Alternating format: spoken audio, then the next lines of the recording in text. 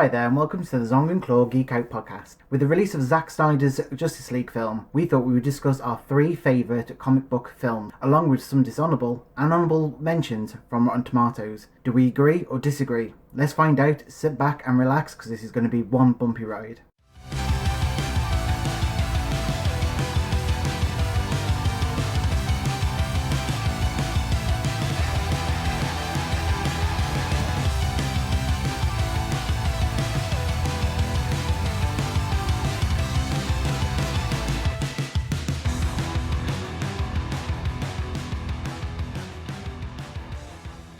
And today we're talking about comic book movies. We decided to put MCU and DCU films as a no-no, to try and talk about some sort of different films that are out there that, people may or may not even realise are comic book related in the first place. In a way, I kind of cheated then. Really? Yeah, mine are classed as, well, they are Marvel and DC, but they're not in canon as of yet with the actual universe. Well, then you're alright then, right? I hope so. We shall see. So, to start us off, the first one on my list is V for Vendetta. Ooh. Which is based on a DC comic, so already we're kind of treading the lines of things, but it's not a mainline DC universe at all. It's based on the 1988 comics by Alan Moore. I've apparently written Moose in my notes somehow, but luckily I can remember it's actually Alan Moore. So yeah, it's a very interesting one. I mean, I don't think a lot of people necessarily realised it was a comic book film when it first came out, unless they knew the comics already. Yeah, I didn't know it was a comic until I think I was in Forbidden Planet and there was a big, massive graphic novel of it all, and I thought, oh, okay. So yeah, it's definitely comes from the darker side of DC's back catalogue of stuff. I mean, well, it's a DC 80s comic, of course, it's kind of dark. So set in a futuristic dystopian England where a kind of very religious heavy organisation has taken control of the government, while I think technically democracy still exists. It's very much the, fixed democracy that no one really has any true say over. And it then all kind of plays out as kind of a loose, I guess, retelling of Guy Fawkes and the Gunpowder Plot. Is kind of the background that V, the main character's basing a lot of his actions on. You never really see what V looks like because he's always wearing that trademark white mask with the moustache. Basically Guy Fawkes, yeah. Not that anyone really knew what Guy Fawkes looked like. But yeah, it's that mask with then the big kind of Guy Fawkes hat.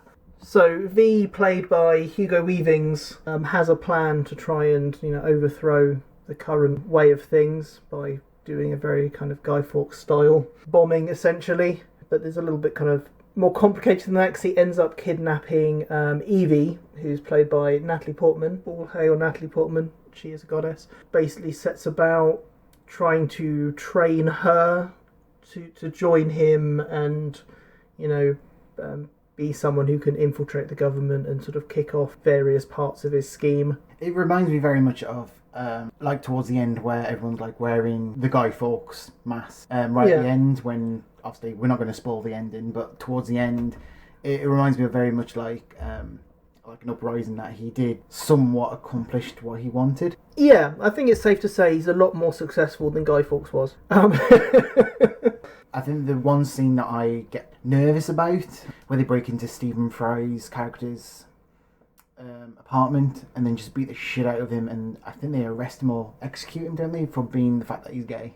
Yeah, and doesn't he randomly have a load of Nazi memorabilia for some reason? Yeah. Can't remember why exactly. Yeah, it was something to do. He's Evie's boss, and I think he helps her escape at one point, and I think that's what triggers them to go after him. But I think to make it official, that was why they did what they did. Yeah. So yeah, the whole thing is very much. I think the original comics were very much trying to shine a light on how much society still has a lot of bigotry and unacceptance. Obviously, homophobia's a part of that, but it goes into religious segregation. So basically, it's not your very much typical comic book film as we know as of today. Yeah, no, and I think it's it does come from that era of things like The Watchmen and these kind of epic, more kind of graphic novels rather than comic books. So I think things like Preacher was around about the same time, Sandman, Lucifer I think probably came a little bit later than that. So yeah, it's all that dark, gritty, trying to have more kind of adult comic books that I think sort of started in the late 80s and went on from there. So I think I've done the worst job ever at selling this. But no, it is an amazing film. It's one of those tricky ones because it is a very complicated plot. Yeah, and there's not much you can say without giving away loads about it. I was going to say, because they don't just do this, oh, this is what he's after. They do sort of do back storytelling a bit as well with him. So it's not a case of this is just some guy who's trying to basically undo the government. It is the reason why he's doing it. Yeah, absolutely. And it kind of goes into like his upbringing. You know, he had a very rough childhood, shall we say. So it kind of goes into all of that, and there's like some revenge on the institute that he grew up in there, as well as the institute that he's now trying to overthrow.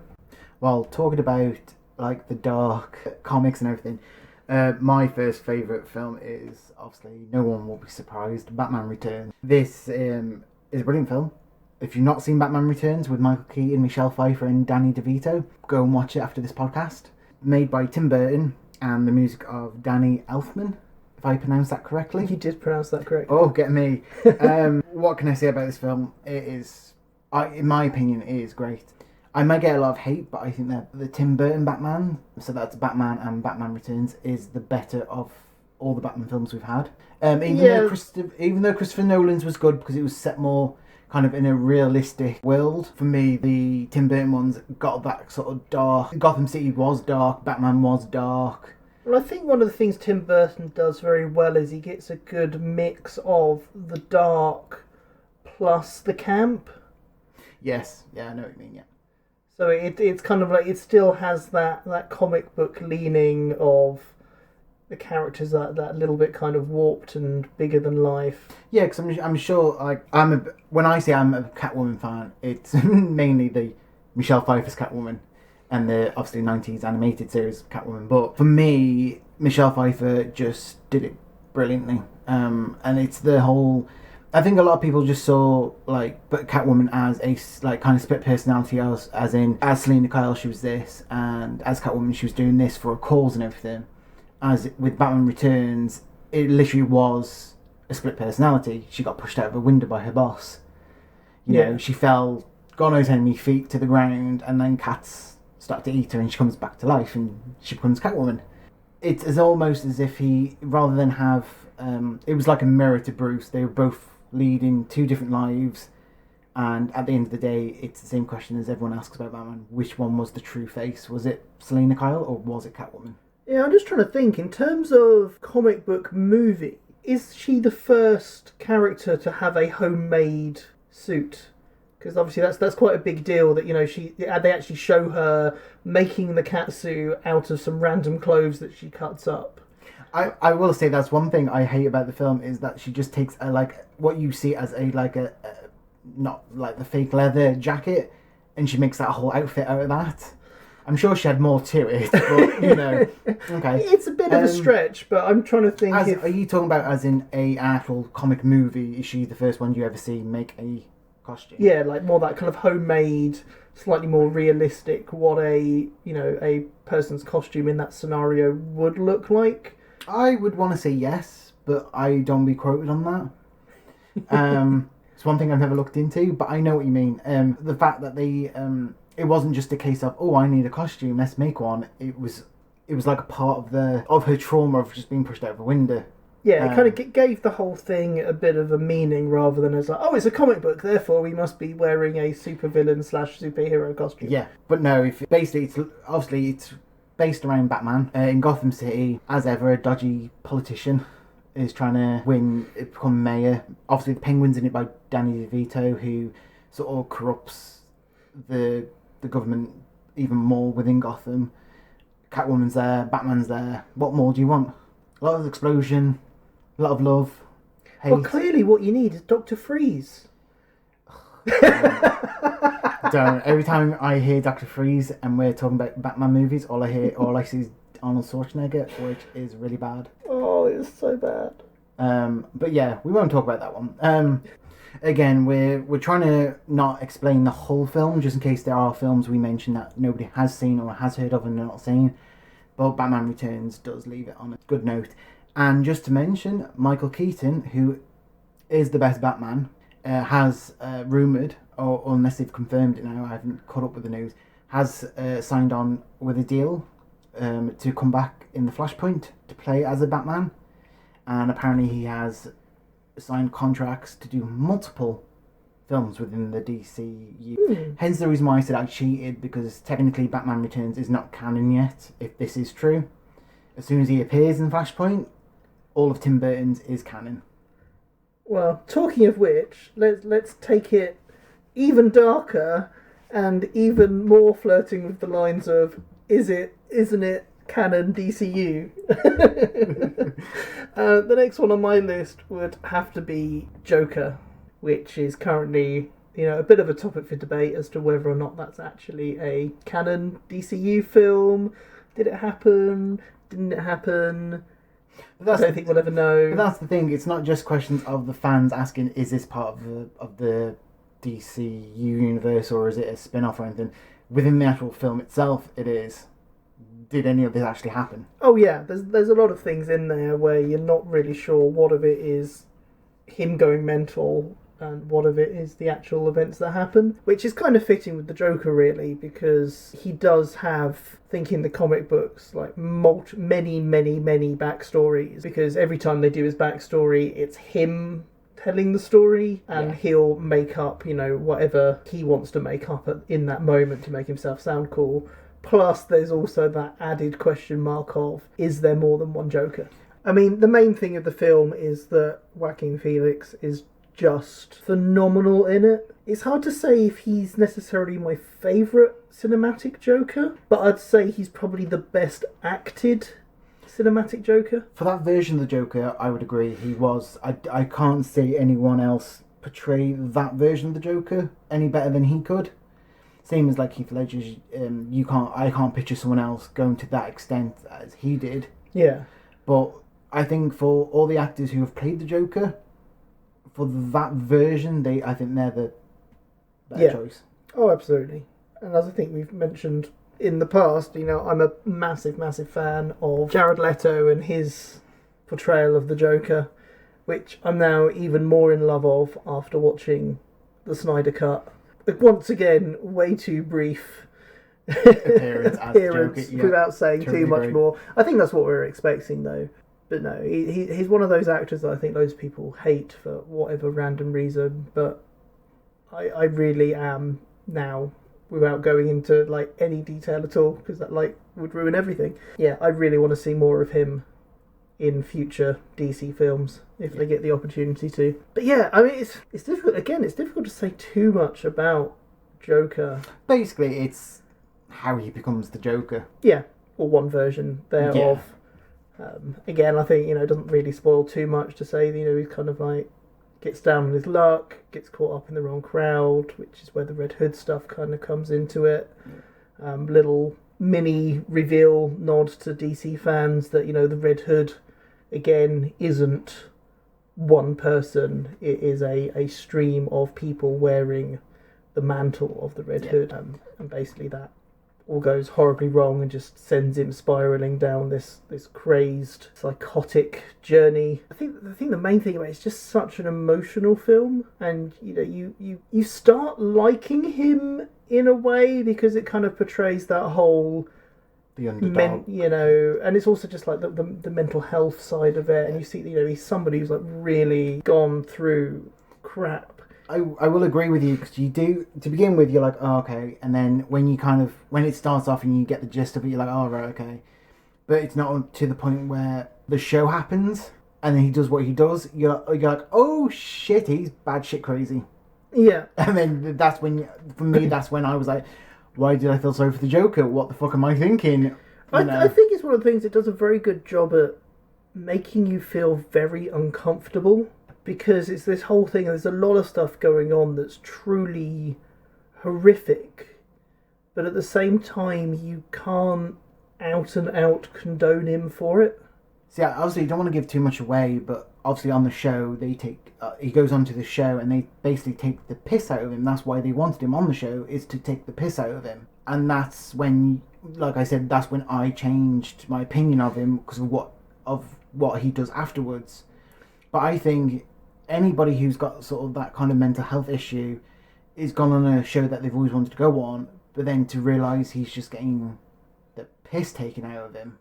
Yeah, and I think that moment is also, they start introducing the calculating side of the Joker. Yeah. So I think something he's always very well known for is that the Joker plans everything. It's why him and Batman are such a match for each other, because they're both thinkers. They both plan out everything to, possibility 9,753. Suddenly Batman has, exactly the right tool that you would never, and nobody else would even think to carry on them before that moment. That brings us to a bit of a lighter note for my next movie. X2, or as many people call it, X-Men 2, is far by the best film they've ever done in the whole series of X-Men at the moment. In your opinion? In my opinion. Don't get me wrong, I've liked the First Class stuff they did with all the, when they rebooted it, I liked it. Some of it was a bit, But X2, it was the best. The opening with Nightcrawler, teleporting around the White House and killing people, it was just... That moment is pretty awesome because A, it's Nightcrawler, and B, it's Alan Cummings, who is amazing. Exactly. What is there to disagree?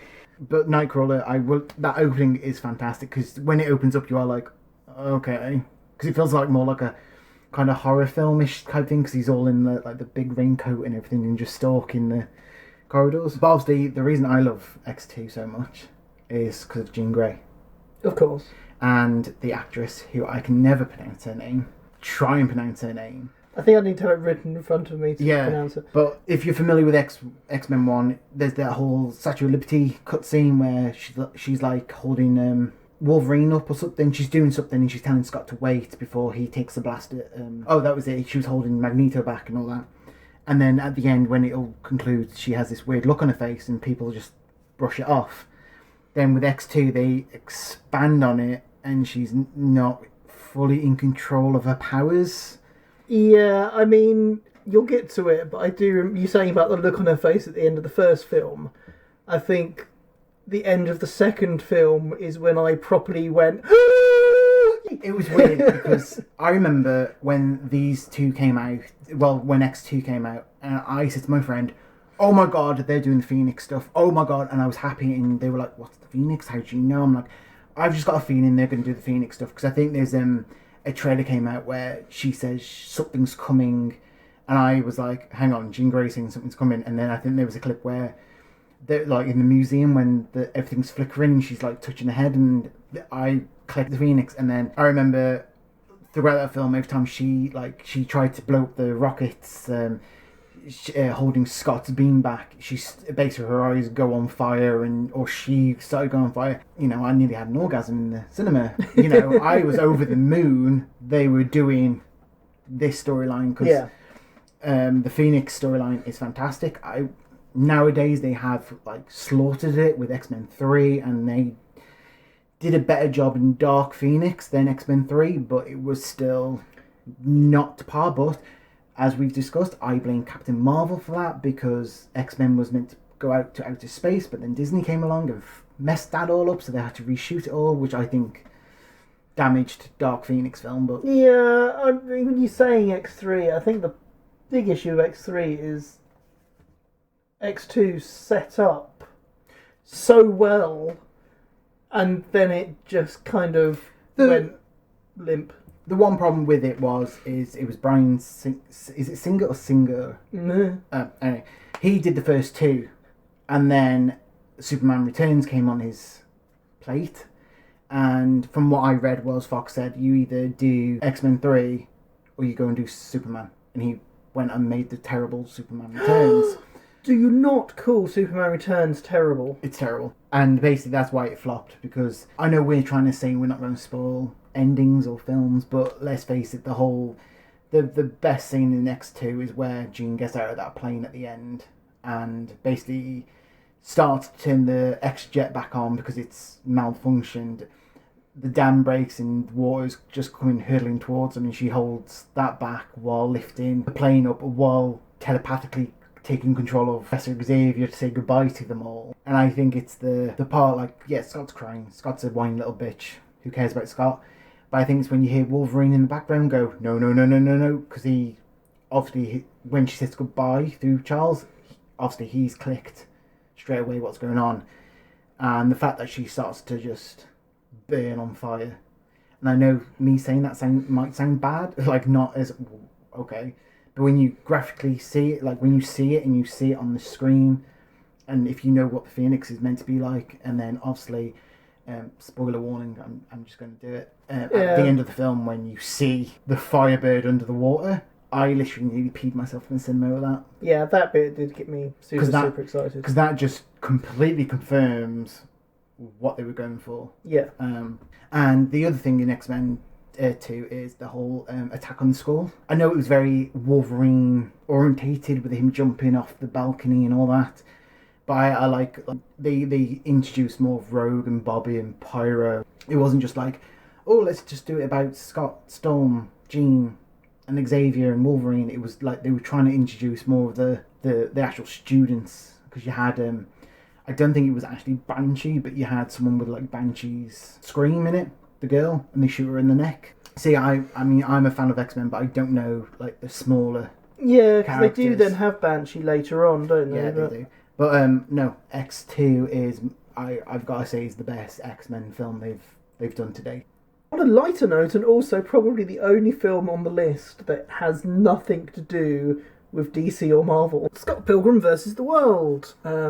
Directed and screenplay and everything by Edgar Wright, who is one of my all-time favourite directors out there, and is based off the Canadian comics by Brian Lee O'Malley, which I think quite a few people probably missed out on, because unless you were some like cult comic book fan, you would never have heard of it prior to the film coming out, which again I think is why I like Edgar Wright so much, as he does have that kind of cult background in comics and computer games, and he tends to work that into a lot of his films, like the Cornetto trilogy, where, you know, there's a lot of like random arcade machine noises in the background and stuff that you don't really twig when you watch those films, but then when you kind of go back on them, you kind of notice how he's kind of put all these like nice little touches in there that I think really complements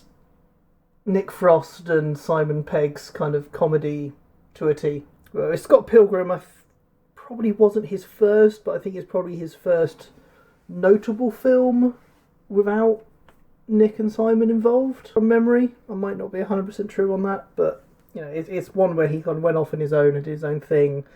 You've got the amazing Michael Cera as Scott Pilgrim in there. You've got Kieran Culkin, who's Macaulay Culkin's younger brother. Yep. And then I think kind of rounding off the main cast is, you know, you've got Aubrey Plaza in there as Ramona Flowers. She's awesome. She does not get enough jobs, in my opinion. Obviously she does have other stuff, but you know, she's one of those ones who you go and go, why is she not in more films? It makes me very sad. But yeah, Scott Pilgrim really does kind of capture that kind of games in a real world setting. Well, I mean, it's completely bizarre. I mean, why the rest of like the cast and everything aren't more weirded out by what's going on? Yeah, because I know what they're going for, and it makes sense to those who are either, like you said, either read the comics or are somewhat into geeky or into games. You kind of get where they're going with it. Yeah, and the way that people just explode into coins when they get killed. Yeah. And more importantly, it's also the thing, you know, there's quite a lot of death in this film, albeit in that, you know, exploding into coins kind of way. But no one seems to really care Yeah, it's as if it's an everyday occurrence. Oh, yeah. So kind of to give a little brief synopsis of the plot for people who kind of missed this one when it came out. Scott Pilgrim is, wanting to date Ramona Flowers, and it turns out that she has a lot of exes who have formed the League of Evil Exes, who basically are these group of people who signed a pact that whenever Ramona gets a new boyfriend, that that they will do everything in their power to kill him, basically. Yeah. And the film is him having to go through a gauntlet of fighting each of these evil exes, which has nice touches, like he's suddenly got this girl fighting him, which confuses him until she denounces herself as one of the evil exes, which kind of has that whole thing of experimentation in Ramona's past, and she's dated an actor, music people. And again, I think the other thing I love about the film is it's got a very heavy kind of music vibe to it, because Scott Pilgrim's part of a band called the Sex Bombs, which again is amazing. I love it. I really need to read the actual comic books, because I think Brian deserves my attention, really. But yeah, it's just a good fun movie. I think Edgar Wright actually is very underrated when it comes to shooting action sequences, which I think is probably one of the strong points of the films he's more known for. Shaun of the Dead, Hot Fuzz, The World's End, all of them. Again, I think they wouldn't be the films they are if the kind of the high action elements of them wasn't shot so well. So yeah, if you've not seen Scott Pilgrim and you love other Edgar Wright stuff, then definitely check it out. If you've seen Scott Pilgrim but you haven't seen any of the Cornetto trilogy, then again, you're doing yourself a big favour if you go and watch all of those. And I think an extra shout out for Scott Pilgrim is, well, it's not that she doesn't have the biggest part in it, but Alison Pill is the first time I saw her in anything. So for my last film, it's another Batman film. Shocking. I know. I'm so surprised. But this is the Batman movie, the 1966 version with Adam West. There are so many reasons why this film's brilliant. Mainly it's because it always brings me memories of seeing it on Channel 4. There are a couple of scenes that stand out. There's one where he has an old-fashioned bomb, the little black round bomb with the little thread on where you light it, and he's running around Gotham docks with it, and he goes to throw it over into the sea, and there's a man fishing, so he can't throw it over. Then he turns and goes to throw it on the other side, and there's a bunch of ducks, and then he carries on running with it. I think this scene's quite long-winded because he's running through a fairground with it, and nobody's batting an eyelid. If you know Adam West's Batman, with the blue cape and everything, and he's just running around with it at the top of his head, panicking, And the worst, it is a very camp film. It's very different from what we know as Batman now. But there's a scene where, I can't remember the whole scene, but for some reason he's on a helicopter ladder with a shark eating his leg, to the point where Robin puts the helicopter on autopilot to climb down, then does this weird stunt where he's handing Batman shark spray, where Batman sprays it in the shark's eyes, and the shark lets go, but as it hits the sea, instead of hitting the water and just dropping out, it kind of explodes. It was weird. I think the explosion's more the impact of the water, but from my memory, it comes across as if the shark just blew up. But yeah, I'd completely forgotten about the utility belt that they have in that era, where literally he just looks on his belt and has everything. I know you mentioned Batman has how you said that him and the Joker are calculating, and he always have every tool for the job. But in this one, they take that to the next. Really, I mean, I'm sure there's one where he has mints, mints as in a fresh mint, in his belt, and I'm it is what? It's and then obviously you had all your core villain rogue, you had your Penguin, Catwoman, Riddler, and the Joker all on a submarine. Yeah. And I've not seen this film for 8 years, and I mean years, But from what I remember is they spent most of that for that film in that submarine. All the kapow, splats and kablams you can think of. But the most cheesiest thing out of all of it, I mean, the whole thing's cheesy because it's like the 60s era type thing, is them walking up the buildings. So we all know they're just walking on the floor, like pretending to climb up the walls. Like when you first see that as a kid, you're like, oh my god, you know. But when you get older and you watch it, you're like, yeah, you're just walking on the floor. you know, it's obvious that you're walking on the floor type thing. And the whole batarang, you know, nowadays you see Batman with a fancy gun and he has to like grapple it properly and all this, as back then it was just a string on a batarang. Throw it up, let it hook around and off you go, you know. It doesn't matter about weight proportions or anything, you know, it's let's go for it. Yeah. It is like the cheesiest Batman you'll ever see, but it's one of those that sort of started Batman off on the screen, if that makes sense. Yeah. And I'm kind of glad they went down that. This is why I think the films with Batman got lost, was because you had the two Tim Burton films, which were the dark Batman. Then the next two that we do not really speak of, they go very like campy again with it, like with Batman Forever, Two-Face and the Riddler. To me, that wasn't Two-Face. That was too campy, too happy, too I'm getting my way kind of Two-Face. Yeah. And Jim Carrey playing the Riddler. To begin with, it was good, and then it just got right. This is just Jim Carrey. I mean, if you've never seen any of the Adam West Batmans, go back and watch them. Even go on YouTube, you'll find stuff. The dialogue is cheesy. The job Eartha Kitt did, I believe she only did 3 episodes of it though, of the TV show with Adam West. She brought it to like a new level where she went on to say, like she talked to the production people and said she doesn't want to be like the love interest and all this. She wants to be like the independent woman and wanted to give the character more focus than she's the love interest of Bruce Wayne. And I think that was brilliant for back then as well. The fact that she could do the like purring of the cat as well, which I can't do, so I won't even attempt. But, you know, she was a very good Catwoman as well, for that era. Yeah, I mean, I guess it kind of shows how good she did. If it was only 3 episodes, but people remember it so well. Which I thought, I remember her being Catwoman, but I thought it was for a lot longer than just 3 episodes. Nice one. So, as we mentioned, we're going to do some honourable and dishonourable movies. And these are all taken from Rotten Tomatoes website. So I will kick it all off with, we'll do some honourable mentions.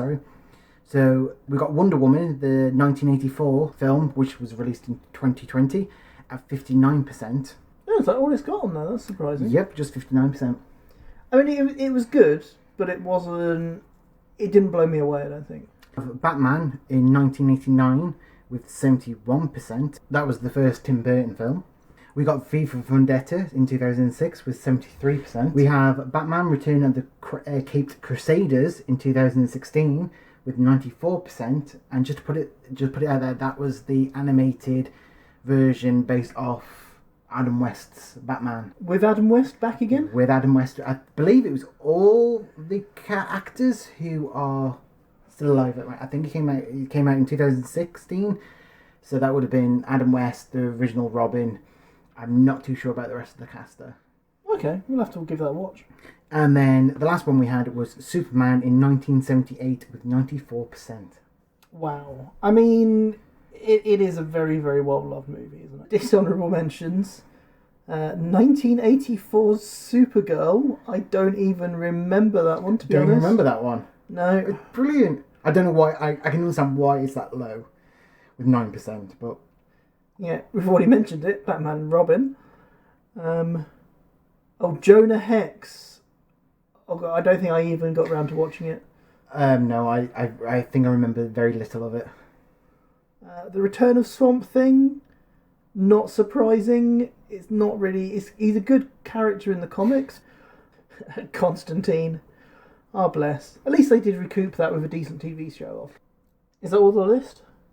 Yeah, then. I guess it's time for the news. So on the news, there's a big Cyberpunk 2077 patch that tackles the police, driving, and adds new unstuck features. Activision Blizzard boss Bobby Kotick is poised to earn a bonus worth millions of dollars while many staff brace themselves for layoffs across Europe as closure of publishing offices. The Rock has teamed up with Xbox and Microsoft with his new energy drink to make a Series X mini fridge. He has been handing these out to a few celebrities. You can get your hands onto it via a sweepstake that is on Microsoft Rewards, which takes place between the 25th of March to the 2nd of June. The Zack Snyder cut of Justice League is now out. We watched it last night. Yes, it is very good. It is very good. You can watch it on HBO Max, or in the UK it's available on Now TV/Sky. I believe some other countries you'll have to look for your local streaming services. Ace Ventura 3 is in the works from the Sonic the Hedgehog writers. The Demon Slayer anime movie will be R-rated in the USA. Jade Raymond, after leaving Stadium, has made an independent studio called Haven with partners with Sony. And Sony has released a first look at the new controllers for PSVR 2. And Sony have bought EVO. For anyone who doesn't know what EVO is, that is the fighting game tournament organisers. We've come to the end of the podcast talking about our 3 favourite films. There is going to be a lot of discussion about if they agree or disagree about Rotten Tomato ratings. Can we really truly believe them? Is there any films we've discussed that you hate, you like? Is there any that we didn't discuss? Thanks for listening. And as ever, keep it geeky.